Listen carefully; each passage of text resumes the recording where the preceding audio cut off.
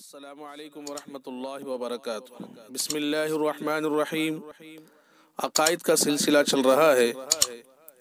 درخواست ہے کہ اسے عام کیا جائے، ہر آدمی تک اسے پہنچایا جائے تاکہ امت اپنے عقائد میں مضبوط ہوں۔ آج جو عقیدہ پیش کیا جا رہا ہے وہ یہ ہے کہ اللہ جو کچھ دے وہ اس کا فضل ہے، یعنی کسی کو اللہ کے سامنے چوں چرا کرنے کی گنجائش نہیں ہے کہ فلاں کو جو نعمتیں ملی ہیں وہ مجھے کیوں نہیں ملی، یا مجھے جو کچھ نعمتیں ملی ہیں وہ میرے فلاں عزیز کو بھی مل جائے کیوں نہیں ملی۔ اس طرح کا چوں چرا کرنے کی کسی کو اللہ کے سامنے گنجائش نہیں ہے۔ سورہ حدید کی آیت ہے اعوذ باللہ من الشیطان الرجیم بسم اللہ الرحمن الرحیم۔ ذالک فضل اللہ یؤتیہ من یشاء واللہ ذو الفضل العظیم۔ ترجمہ: یہ اللہ کا فضل ہے، جس کو چاہتا ہے دیتا ہے، اور اللہ بڑے فضل والا ہے۔ سورہ جمعہ کی آیت ہے بسم اللہ الرحمن الرحیم۔ ذالک فضل اللہ یؤتیہ من یشاء واللہ ذو الفضل العظیم۔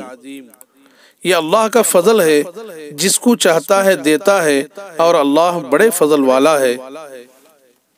سورہ حدید کی آیت ہے بسم اللہ الرحمن الرحیم۔